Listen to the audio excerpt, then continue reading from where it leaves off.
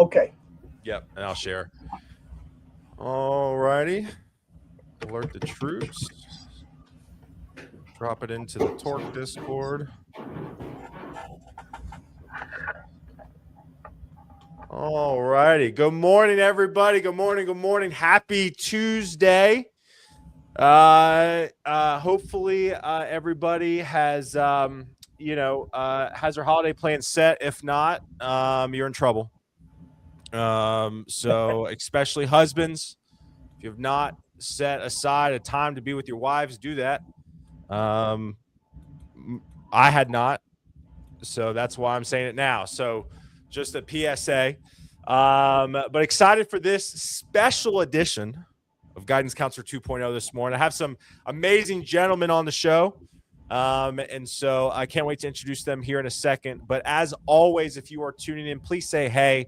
Would love to hear from you. You know, I talk about this all the time. So I've been doing this Guidance Counselor 2.0 show. It'll be 6 years in March, 6 years. And started this thing during COVID in March of 2020 and have consistently, obviously, built from that. And you know, one thing I tell folks is like, this is a networking opportunity, right? So no one knows if you're watching unless you comment. I've had a lot of people, tell me, previous guests on the show, that the engagement's great. And so, like I always tell people, connect with folks, right? You have some amazing gentlemen on the show with Mike and Dave, who have a wealth of experience in the industry. So make sure you do connect with them. Before we get started, I do want to go into kind of some housekeeping things real fast. First and foremost, want to give a shout out to AppRight. I am part of the Heroes program at AppRight. Me and Jason Torres are. I always tell folks I'm probably the only non-technical guy part of a technical Heroes program. I will tell you this: I love the DevRel team, and the product seems great. So you should check that out. That's my sell. It seems great. So you should check it out. Also, too, want to give a shout to the community team. If you have not checked this out, please go to torc.community. We have a lot of updates on how we do things within the community. Want to give a shout out to all the folks who registered for our ambassador program. We had 104 folks register from across the globe who want to rep the Torc brand in 2026, and we are specifically going through right now and kind of trimming that down to about 50 folks. And so we've started to send out some invites. So hush, hush. We're going to make a big announcement at the first of the year. But again, thank you all for being a part of that and being interested. Also, I know Mike is a big fan of this because he's talked about this in our last live together back in June. We are entering our second cohort of mentor-mentee program. So we had 17 mentors sign up from across the globe, and we had about 30 mentees sign up. So we're connecting those folks, those introduction emails. I actually had a mentor that signed up, messaged me yesterday. He goes, have you sent the emails out? I want to make sure I haven't missed it. Have not sent them out yet, but it's coming. So again, check out torc.community. Would love to have you. We lost Dave. Where did Dave go? Dave, please come back. I'll keep yapping right now. If you want to be kept up to date on when I go live with guests like Mike and Dave. Hopefully Dave comes back. If not, Mike and I are just going to yap for a few minutes. Please text live to 615-235-5650. And as always, would love to have you in the Discord. Also, this is a unofficial sponsor of the show. Shout out Seek Coffee. So I have a bag of coffee. Mike, the Torc community has an unofficial coffee sponsor. So Seek, the founder, is in Nashville. His name's Caleb. And Caleb basically hooked Jason up with a year subscription to Seek Coffee. Seek Coffee, I did not know this, Mike, and Dave's back. I don't know if y'all know this, but a lot of coffee has mold, trace mold in coffee. So what Caleb has done, founder in Nashville, he's developed a mold-free coffee, had lunch with him. So if you want to use the code TDESSON, you get 15% off.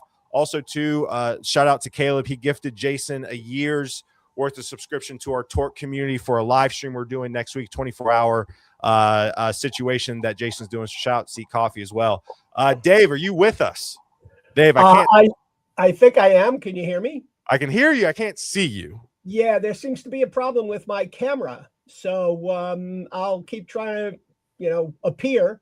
All right. I saw that I was frozen up there, and that wasn't looking good. So Yeah, I swore I thought you were fishing for something off stage. I was like, what's Dave trying to find? yeah. But for those of you, good morning. A ton of people tuning in this morning. Please continue to say hey. All right, so we'll do some intros as Dave gets his camera going. So Mike, we'll go with you. Quick background about yourself, who you are, what you do, and then we'll kick it off to Dave. All right. Yeah, I'm happy to be here back. So what do I do? That's a good question. Jeez. I guess I'll start with background, then we'll get into that. So have built a few companies, all in the technology talent space, the digital space over the years. So first starting with Top Coder, spent most of my career in that organization. Absolutely fell in love with the whole community model, and it's something that I remember saying to myself, it was like, I'll never not do this as part of what I do, because it's so fulfilling and it's so much fun, and being able to reach and talk to people and impact people's lives globally has always been something that excited me. And kind of the way the Olympics excite people, like for real. Like I always felt like that kind of, nostalgia and pride about what we were able to do in the community side. Brief stint in the Top Coder years, started a company called CloudSpokes. CloudSpokes was in the Salesforce ecosystem. Again, it was a community-based model for software development using crowdsourcing, and then started Torc. Here's the cup. It established 9/1/2021. Oh, dude, I want one of those cups. That's great. So that was kind of the latest and greatest, and the difference is not a crowdsourcing interface. And I'll tell you why I actually love the crowdsourcing business model. I think it's got a lot of great aspects to it. It's very, very hard to explain to customers and to companies, and it breaks every sort of contractual. So Torc was a way to kind of simplify that, make it easier to get access to great talent, and been doing that. We're acquired by Randstad Digital in May of 2024, so we're about a year and a half in, and integrating the Torc platform, the Torc community model into Randstad Digital. And that's now where I spend my time. So I'd say my responsibilities are talent and platforms for Randstad Digital. Just quick kind of where are we in our journey? I'm very proud to say, like, we've integrated the Torc platform into the beast that is the Randstad Digital business. We have over $1.5 billion running through the platform now. In terms of our scale and our size. A lot of that has been expansion into the North America business. We've doubled in size in our Latin American business since the acquisition year over year. And we have expanded our India presence. And that's just the start. Like after North America, LATAM, India, we will be expanding to the rest of the globe. So from an integration perspective, I think the Torc into Randstad Digital is working as planned. So pretty excited about that. Love it. Dave, you're back. I am. You're back. I love it, man. You want to give an intro about yourself, who you are? Oh, sure. So as you can see by my name on my picture there, I'm Dave Rubinstein. I'm the editor-in-chief of SDTimes. We've been covering the technology space for some 25 years now. And I also am the editorial director at the Development Community Code Project, which we acquired last year, serving millions of developers all around the world. With articles, information, and forums where they can share code, talk to each other, and do a lot of learning. Like I said, so I've been covering this space for like 25 years. Never thought I'd be having discussions about things like artificial intelligence and, this offshoring and this open talent movement that you guys are in. So it's been a wild ride. I started out as a sports writer. Oh, really? Yeah, I did. And what was, what I found after a few years is that the only thing that changed were the players, the names on the back of the uniforms. I mean, once you've seen a last second Hail Mary or a, 60-yard field goal as the buzzer expires, it got kind of, boring already at that point. But in tech, I'll tell you, this is just a constantly moving field, constant innovation, always changes. So it's, mentally, much more engaging and a lot more fun to be around. I love it. So that's my little backstory. Listen, I want to thank you guys at Randstad and Torc for having me on this live stream. I really am happy to be here, and wanted to let everybody know that this live stream we're going to be turning into a podcast on our own, SDTimes What the Dev podcast, so people can get some abbreviated version of this, at some point down the road. But let's get into it. I'm into it, so let's go. Yeah. So, I mean, listen, I think the two main pillars we're going to talk about today for folks listening, we're going to talk obviously community, right? I think, both Dave and Mike and myself are pretty passionate about that. And then also, listen, we got to talk about AI, right? I mean, I think whether we like it or not, it's here to stay.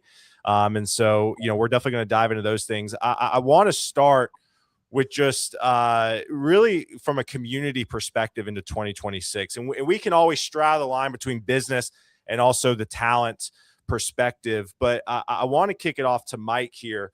Like, what are your thoughts on just community in 2026 in tech, both from the talent side, but then also the business side? So from the talent side, why do you think community is important? Obviously, the same thing from the business side. You're on mute. First time using a stream. I get it. It's all good. Yeah.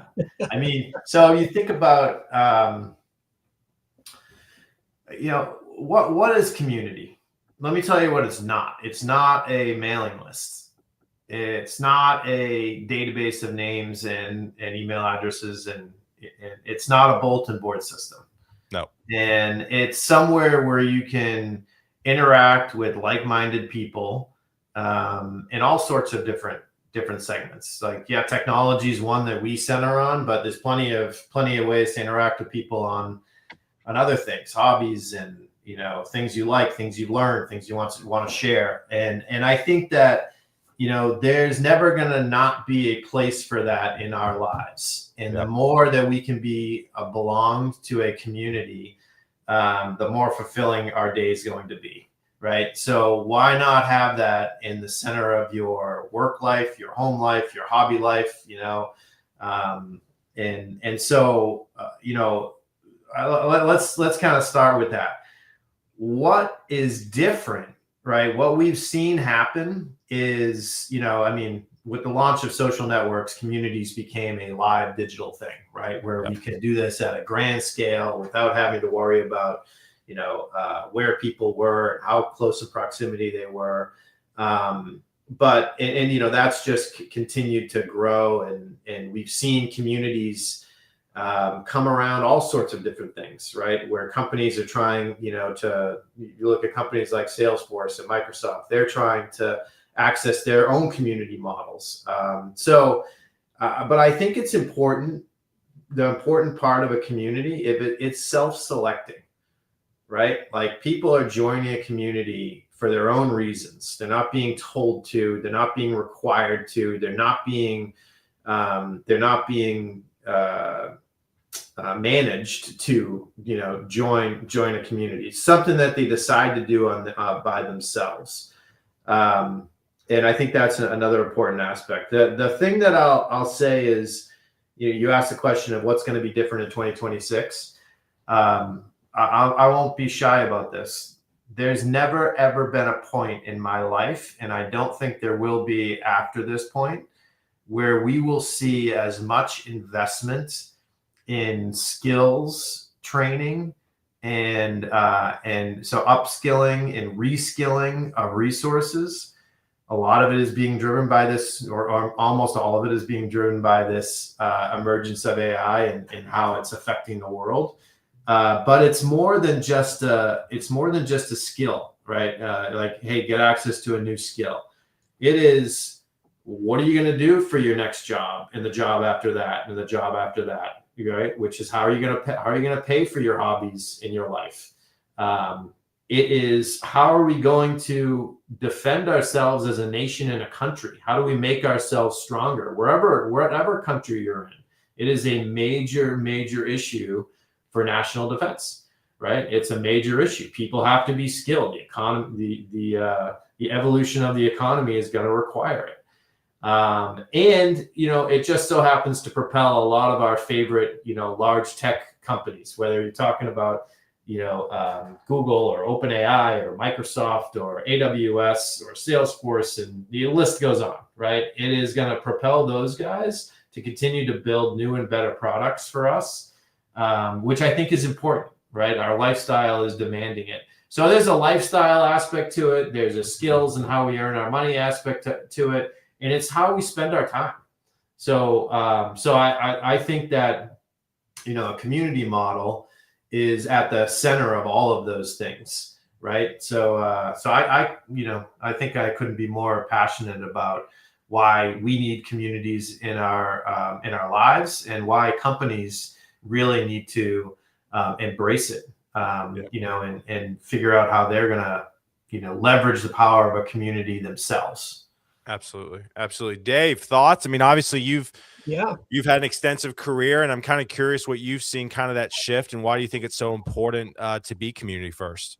Yeah, absolutely. I mean, well, all you have to do is look at open source and the explosion of how much open source has come out in the world. And that's all community driven. Much of that is volunteer work. These are people who, may or may not be getting paid, but they're doing their job during the day, then, at night helping out on a project that they think can be helpful for the industry. And that, I think, speaks to what Mike was talking about in terms of, building the community and creating these things together that, will have lasting impact on how people work and the tools that they use and things of that nature. So, yeah, I think that's incredibly important. And Code Project, which I alluded to earlier, the community that we purchased, very much the same thing. So we bought it in November. It took us longer than we thought to finally get it up to speed, but we did. And somehow managed to hold it all together through a forum that we had created. And now that we're up and running and at full speed, many of the old timers are still contributing articles and offering up code that people can use and share. And it's all on an open license model, so everybody can share it, use it, take it, do what they want with it. And that's what helps innovation. That's what drives us forward is these groups of people who are passionate about what they do and want to help out. And we need that as a country. A lot of these service communities that used to exist, the Elks Clubs and the American Legions and these things, not getting the number of people that they used to get. And that kind of tears at the fabric of a nation without having that kind of community. But that's getting a little high-minded. But Yeah. You know what I'm saying. I agree totally with Mike about the value of having communities, for sure. I mean, community in of itself is not a new thing, right? No. I mean, there's community in various parts of our lives and in various endeavors and activities. Why do you think, and Dave, since you're not muted, I'll let you take this, and Mike, I'll let you chime in. But why do you think community is now becoming to the forefront of business, right? Like I've seen it. I called it in January of this year. I have receipts that I think community hires across businesses are going to be one of the hottest hires. And you've seen Anthropic hire head of communities, Notion. You've seen all, Vercel. I mean, you've seen all the Laravel. You've seen all these tech companies starting to really hire head of communities. Dave, let me ask you this based off your experience. Why do you think businesses are now starting to get into the community trend? Well, I think they're a little late to the game, but Sure. Clearly it's an economic driver as well. Being able to tap into these volunteers who are, very active and want to help out and create these projects and products that are, going to help the industry at large. And certainly businesses want to jump onto that. I think this notion of vendor lock that people have abhorred forever, these communities which offer an alternative to that, You can use what they've created. You can adapt it to your own need, what have you. So I think that's really why these businesses are going, towards that model for sure. I love that. Mike, thoughts? Yeah, I mean, I think it's not about, for me, it's never about, Ben, access to something you don't have to pay for. It has to be underpinned by an equal give of time for value, right? And so I think, and I think that's where the secret sauce ends up coming up, is where a community model can create that value creation in a way that can help self-sustain the community, right, and the business that's behind it. I think that's the secret sauce. And I think, I agree with Dave. I think a lot of, you've seen a lot of evolution in open source, where it started as a passion project, and then it turned into a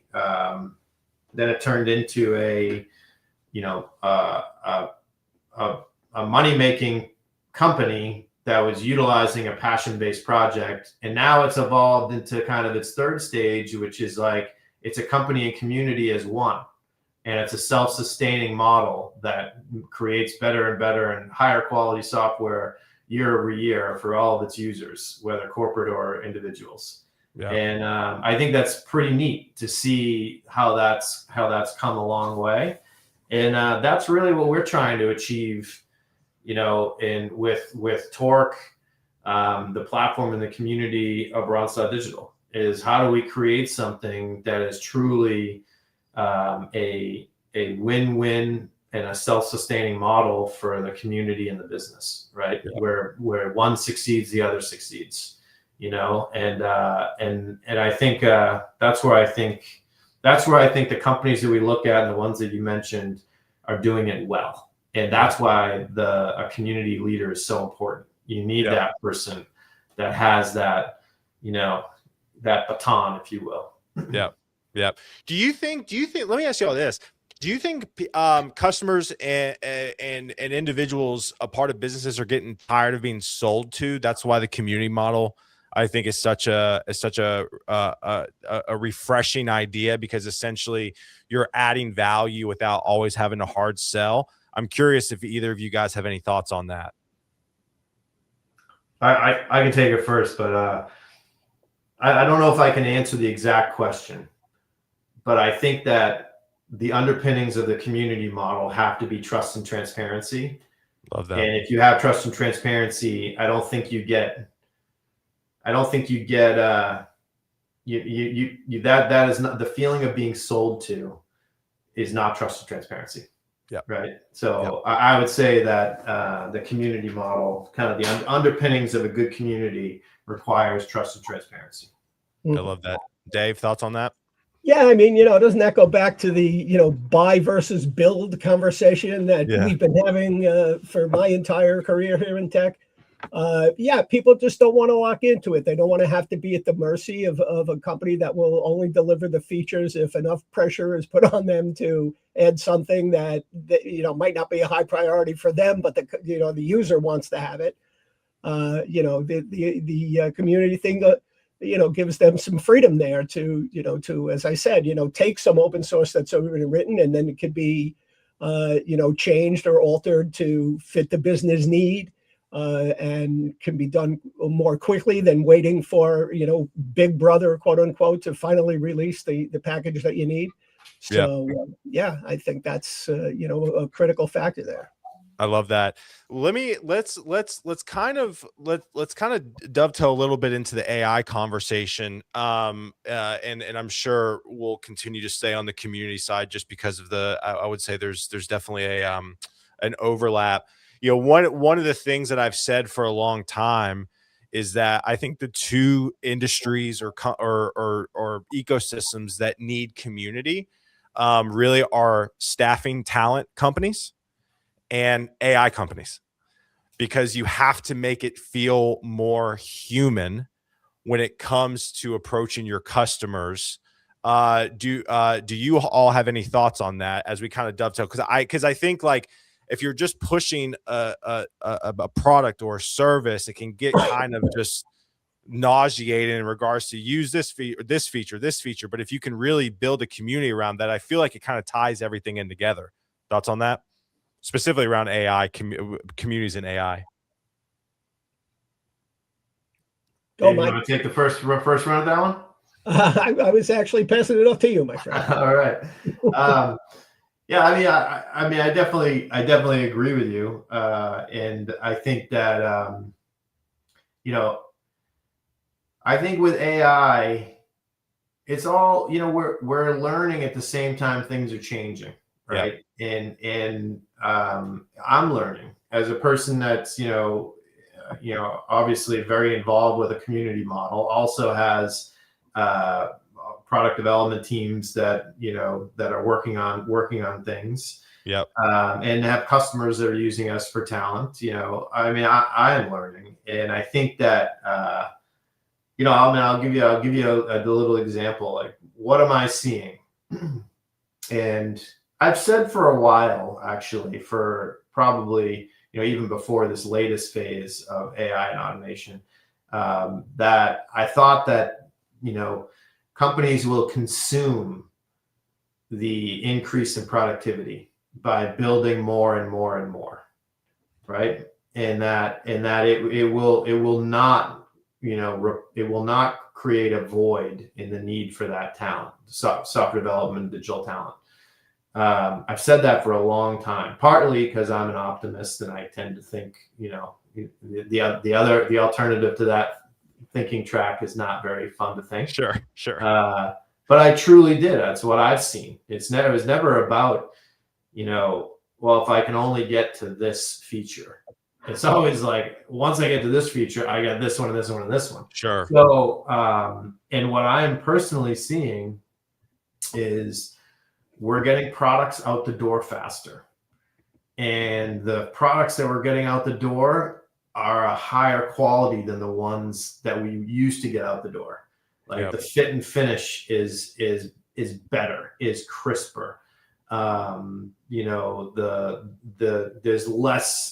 There's less tweaking or mistakes or whatever you want to call it that happen in the product development cycle.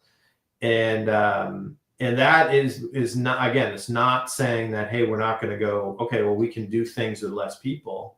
It's now we can do more things, and Correct. we can iterate faster on our experiences, and we can create a better product for our, so that's what I'm seeing in terms of the effects of AI on so I think I strayed off of your original question. No, that's fine. But I do think that from a community perspective, I think the value here is watching and learning with us, right? Yep. Yeah. Like, if you really want to be part of this, if you want to be part of the Torc R&D team, you've got to be skilled at how to use AI in your day-to-day job. Yep. Right. Because that's how we're getting these efficiencies. That's how we're getting these the fit and finish to a higher level. Yeah. And I think those are, it's our responsibility to be sharing these things, Yep. providing people the opportunity to upskill. So yeah, I hopefully that answers part of your question. No, I love that. Dave, any more thoughts on that? Yeah, well, one of the things that we're seeing is a lot of companies are spending a lot of money on AI and struggling to get pilot projects into production for whatever reason. But one of the things, again, I cite Code Project, but there are other communities out there as well, where there are conversations. Hey, I was trying to do this, it failed. What happened? Other people jump in, try this.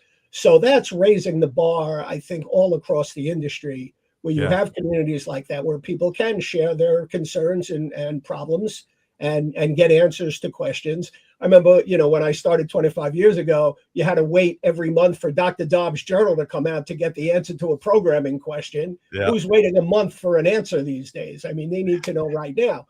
So, these communities that exist, like a Code Project or a Stack Overflow or numbers of others, exists for that very reason, to help raise the boat and kind of upskill everyone who's a part of that. And that, the value of that is tremendous.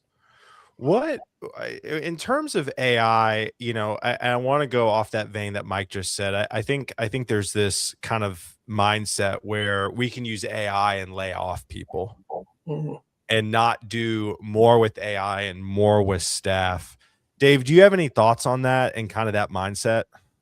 Yeah, well, one of the things that we're seeing a lot in the tech media, is people are talking about, junior developers won't exist anymore. Why are kids going to college to learn programming? AI is going to be doing all the programming.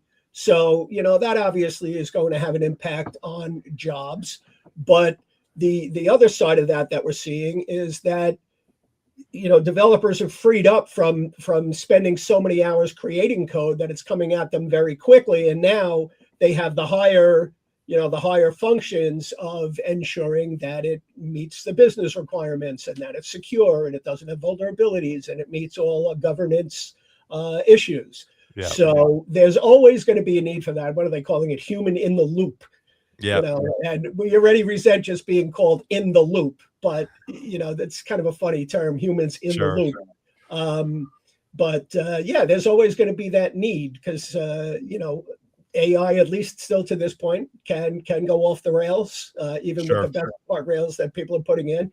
And, somebody's going to be at the switch saying, no, that's not what we wanted, or we can shut this down, or, there's always going to be a role, that's for sure. Absolutely. Mike, what would be your biggest, obviously, heading up the Torc platform initiatives, and obviously we, Ken and is doing a heck of a job on the platform team and the AI team. And just what would be some words of encouragement to developers right now in terms of getting into AI? Any words of encouragement, any just general thoughts on why folks should really lean into it?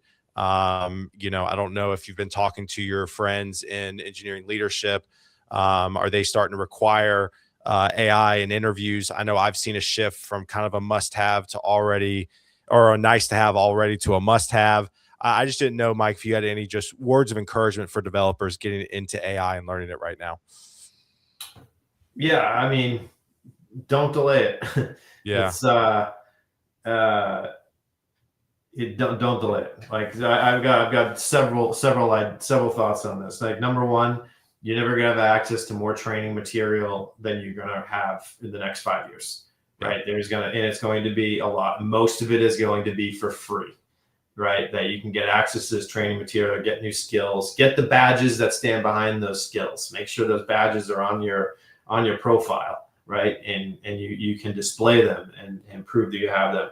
I think by, in a short period of time in 2026, I think that half of the jobs are going to have AI as a relevant skill as part of that job. Now, 20 years ago, you started to see like, hey, you had to have Microsoft Excel experience. You had to have those types, like everybody. I don't care if you're a programmer or an assistant, right? You need to have like some of the AI is going to be that, right? You're going to have some version of that skill.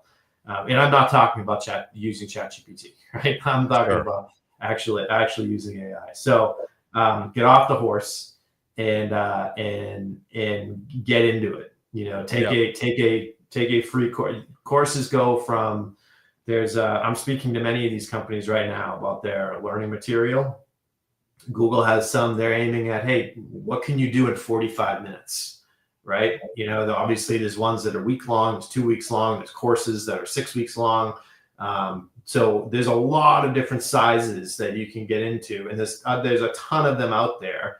Doesn't take much to find them. So don't delay it and enjoy it. Pick something that you're excited about, right? And you're excited to learn. And if it looks boring, skip it. Find another one. And go and don't delay, because this isn't, this is a. So I'll give you, when AI came out, I have 4 kids, and my first thing was like, God, they're going to be using this and not really doing their work anymore. Yeah. And now I'm like, I need to buy them a subscription because Yeah. they're using the free tools, and I want them to have something better because I Yeah. want them to use it. You know, I want them to know how to use it. And that was a transition. That's a transition for me, you know, personally. But companies are going through that same type of transition too, right? Yep. I mean, I can't believe how quickly we're getting past. You know, the pessimists of this world say, "Oh, AI is never going to go anywhere because of all the IP issues and all the," you know. I'm not hearing a lot about that right now. Sure. You know, I'm Sure. definitely not hearing a lot about that. I am seeing companies lay off people, and some of them are using AI as the reason why. A lot of that is jobs that can be automated or tasks that can be automated, you know, like lower level jobs. And I honestly, if I hear anybody, Dave, you may agree with this too, but if I hear somebody that's like, you know, like you said, junior level developer jobs, you know, could go obsolete. Well, guess what? If you don't have junior level developers, you're never going to get senior level developers. Yeah. I know. And so I think that the companies that are going to win out of this are the ones that invest in training and mentoring. You know, we haven't heard about programs like when I graduated college was a while ago. And, you know, companies like GE had these training programs, and Raytheon had these training programs, and they were like, hey, you do cycles across the business and you learn all these skills, and they're not trying to get immediate value from you. They're trying to get long-term value from you.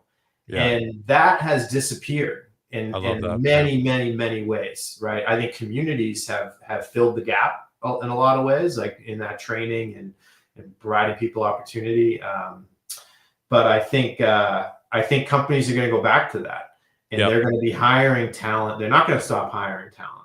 And they're going to be more mindful about how they're mentoring that talent to go from a junior level developer.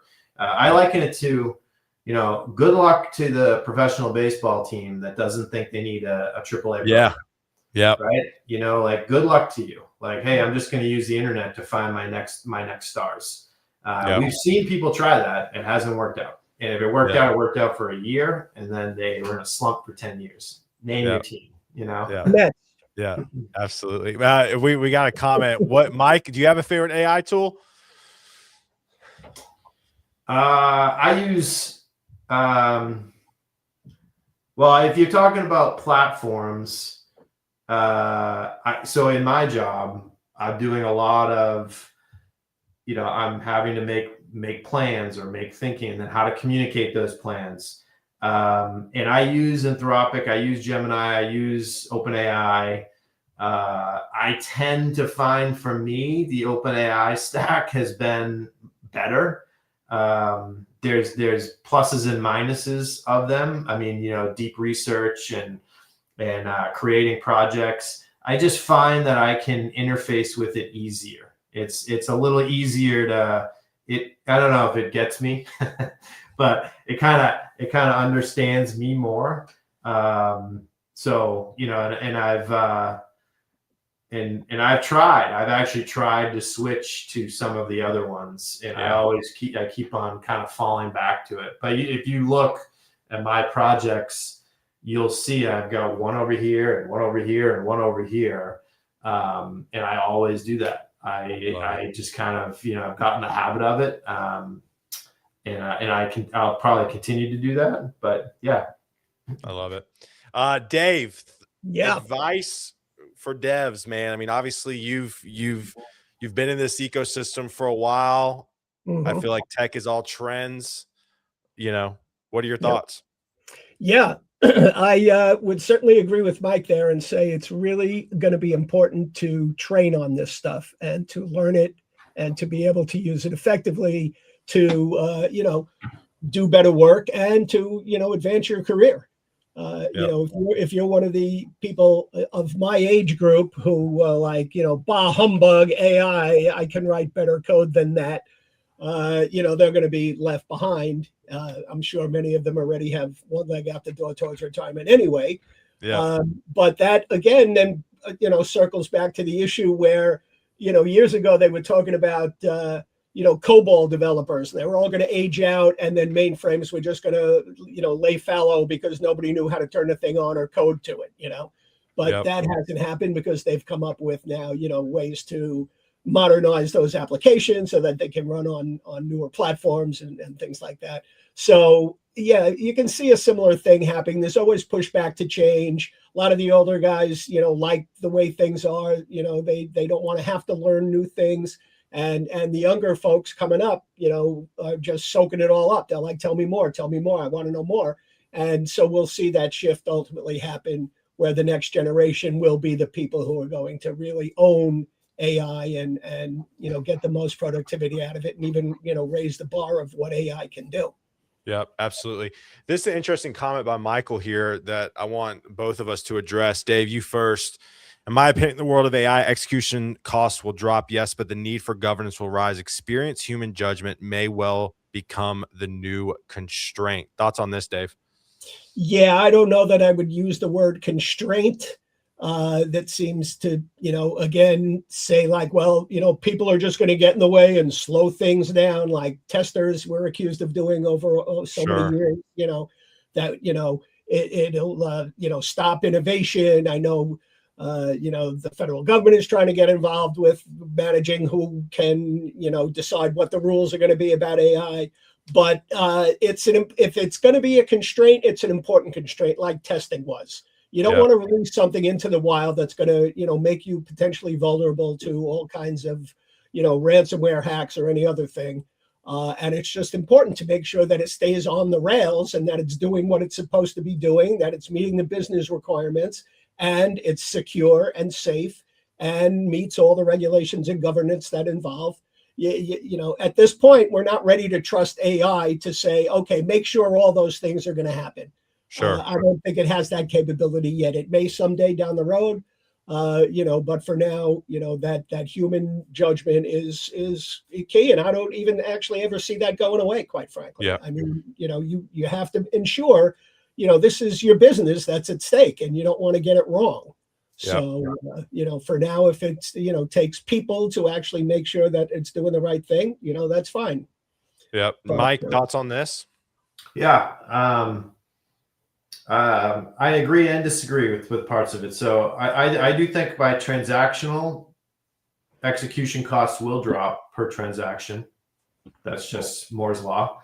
But the number of transactions we're doing is increasing so rapidly. Sure. It's like, I mean, it is not a weekly basis. We're like, hey, we got to run another $20,000 to $30,000 set of data through AI classification to power some other system that we're running. It's those things are increasing dramatically, and there's more and more of a need for them, right? To run. We do that a lot. Is running AI classifications on top of data at huge volumes, millions of records. And so when we didn't do that 2 years ago, right? Yeah. We didn't have that extra, we still are paying for the CPUs. We're still paying for the storage. We're still paying for all that other stuff. This is now the new, but I do agree with you that the individual, transaction per transaction will go down. But in bulk, people are going to be spending more and more and more and more. On the second part of it, I think it's only a constraint until we solve for the problem. And I think that's what Dave was saying too, is like, so for instance, in the staffing world that we're in, bias is a huge problem, and making sure that you are, and yes, you could stick humans at that, but humans have bias. Yeah. We use a tool called Langfuse. It's the most popular tool out there, and it detects bias or even trends in your decision making or your AI. And tools like that are going to become, part and parcel with every implementation of technology. You won't be able to do it without them. So I think it's going to be like, it's a new opportunity for, these tools to come in. And, are you going to solve for all human judgment in one tool? No. But if you Right. can solve for, taking out or detecting bias in a technology platform or in AI, then you can do many more. You can do many more versions of those. Yep. Let me, as we kind of wrap up the last 15 minutes, I want to talk about layoffs. Mike, you alluded to it. I think we're in an interesting state right now. My hot take here is that layoffs aren't happening necessarily because of AI. I think we're still dealing with the overhiring in 2021, 2022. Dave, I see you nod your head, so I'll let you take it first. What are your thoughts on that? Yeah, I agree with that, and I think adding to that is the fact that these companies are spending so much money on AI and not quite seeing the return that they thought they were going to, that it's become kind of a cash crunch kind of a thing. How much more can they spend to get it right? Yeah. Something's got to give. They're not. They're not, as I said, a lot of them are struggling to get their projects into production. So they're spending more money, and so unfortunately, cuts have to be made. But I mean, these have been big cuts. I mean, you've seen Microsoft and some of the others, tens of thousands of people getting laid off. It's a scary time, but it's understandable. And I do think at some point when they do start to see that return, more people will be brought on board to deal with a lot of these ancillary issues beyond just writing code. Makes sense. Mike? Yeah, I'm with you. I agree with your statement. I think that, apologies for this, but I'll call bullshit on companies that are doing massive layoffs and blaming AI. And I would say take the word blame out of it, but attributing it to AI. And I'm seeing some companies do it like, hey, we're laying off now for AI that we're going to get in 2028 and 2029. So how can that not be an overhiring, right? From that perspective. But this is nothing that we haven't seen before. Sure. Whenever, and this is in my opinion, it's a factor of Wall Street pressure on companies and making numbers. And whenever there is an ability to do a layoff and use something as the reason for that layoff, right? That's not a management mess up. Companies are going to do it, and we saw it with the housing, with the banking crisis, with the housing crisis, with COVID. If companies can do a restructuring due to some external event, and they're going to take they're going to take that, they're going to do it. And so, yeah, I agree with you. I love it. So I have a rapid fire questions that I want to ask you boys as we wrap up, but I want to ask any of you too, if you had any more thoughts that popped into your brain as we've been talking that you want to share before we start to wrap up.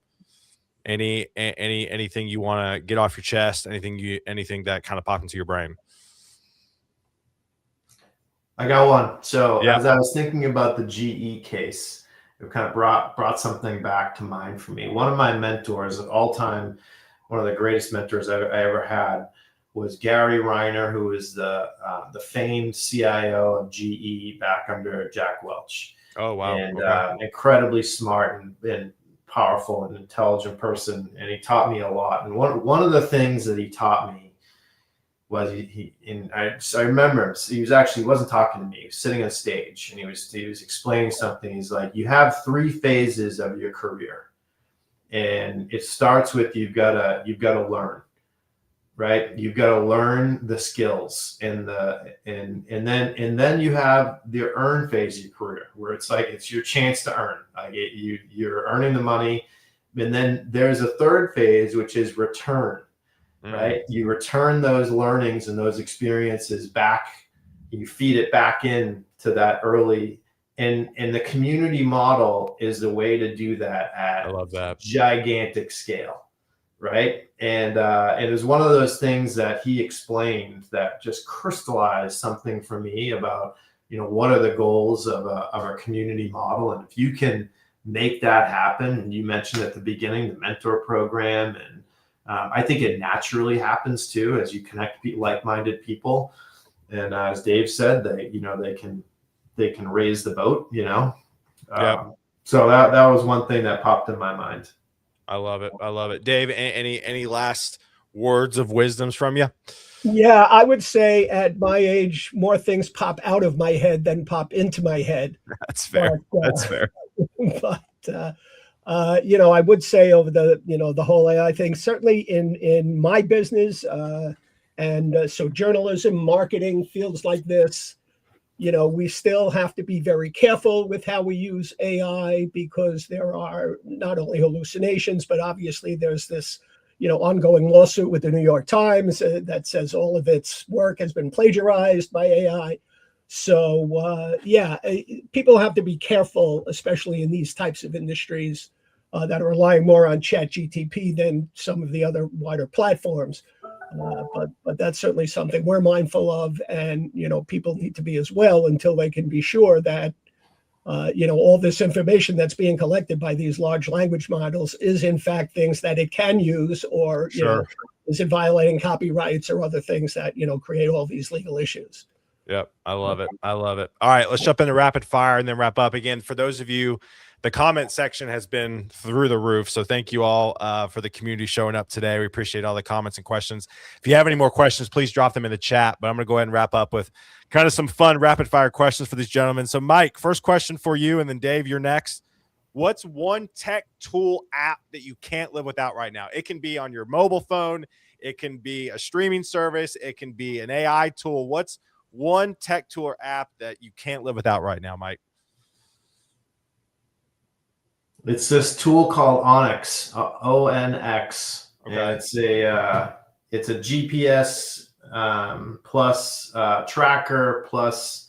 If you're in the outdoors and you spend time in places that are dangerous or potentially off the grid, that's my tool of choice. ONX, Onyx. That is definitely not me. That is just a you thing. Dave. Yeah, same question. Yep. I'll tell you, when you get, again, I keep harping on the fact that I'm old, but I have these apps. One of them is called Tai Chi Walking, just to get me moving a little bit. So it's kind of neat because it also has, artificial coaches who guide you every step of the way, and they monitor all your activity and make sure you're on track. And that's kind of what I've been using. It's not a business app, but certainly something that's helping me out. So I love it. Mike, first job you ever got paid to do? Oh, it might be my last job also. So it was. I was a greens crew member at the Winchester Country Club. Oh, great! And so mowing the grass and the lawns, and that was at 14. That was my first. I did it for 6 years. Wow! So, okay. Loved that job. Sure. That's awesome, Dave. Yeah, my first job was in a bakery in my little town of Seaford, New York here. And my job was basically to clean out the pans that the bakers would use. And of course, they put a lot of that Crisco in there. And I'm sitting there with, one of those hoses that squirts the hot water down into the pan. So this is going into my senior year of high school, and I'm cleaning out these pans. And I'm asking girls to go to the prom, and I'm not getting any positive responses. And then I realize that I'm looking in the mirror and I have a face full of pimples from all the grease coming up out of that water. So really put a damper on my social life, and I quickly got out of the bakery field. I love it. I love it. Let me ask you this. What did you want to be when you originally grew up when you were a kid? Mike, did you want to be a doctor or a lawyer, or did you always want to be a founder of a tech talent platform? So what age? I'd say elementary school. Yeah. I wanted to be, either an astronaut or a hockey player. There you go. I love it. I love it. I love it. Dave? Play-by-play guy for sports. Okay. There you go. Yeah. We used to play street hockey, and I would actually, as I'm running down the street handling the puck, I'm doing play-by-play for myself. I love it.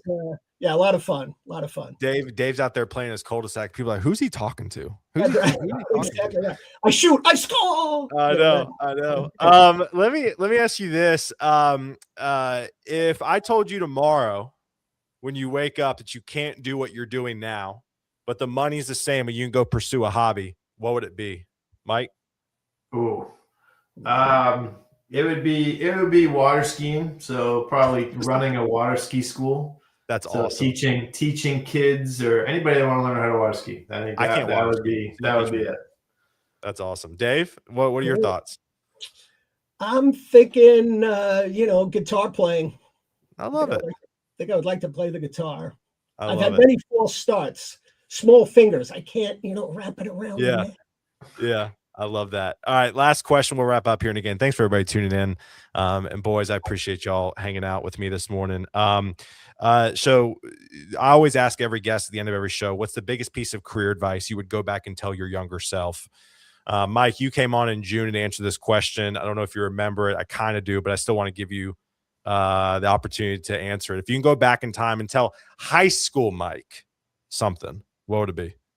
Yeah, I mean, I mentioned it with Gary. Like, it's mentors, and it's collecting mentors, and that sounds kind of in a weird way, but collect your mentors, get them, never, ever, ever let them go, no matter what phase of your life you are. Right? Like one of my regrets is I had a great boss when I worked back at the country club. I wish I kept him in my, loop. So I could call him up and ask him, random questions, so mentors, that's it. I love that. Dave? Yeah, I'm thinking to just keep learning is probably what I would tell myself. I was kind of a little bit of a screw up in high school, just having more fun than I should have, could have paid more attention. But throughout my life, I've realized that I don't need to be in a particularly educational setting to keep learning. And I think it's important to always keep your mind open, be open to new things. It's how I've been able to adapt from, the early days of tech to where we are today. I know a lot of people in our industry who, again, around my age, who kind of said, that's it. I know what I know. I don't need to know anything else. And I think those people are, selling themselves short. So I would just say, keep learning. I love it. Well, y'all, thanks for tuning in this morning. We appreciate it. Boys, stay on so I can say bye to you backstage. Real quick, last chance to plug. Obviously, everybody knows Torc within this community. So, Mike, I mean, I'll just speak for us. Go check out Torc, join the platform, join the community. We'd love to have you. Dave, where can people check you out at?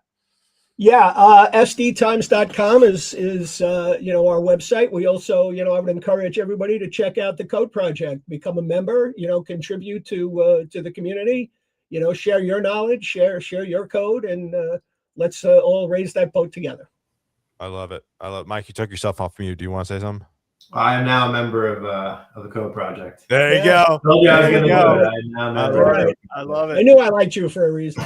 That's awesome. That's awesome. Well, y'all, thanks again. Appreciate it. Y'all have a good one, and we'll see y'all soon. Thanks for having me.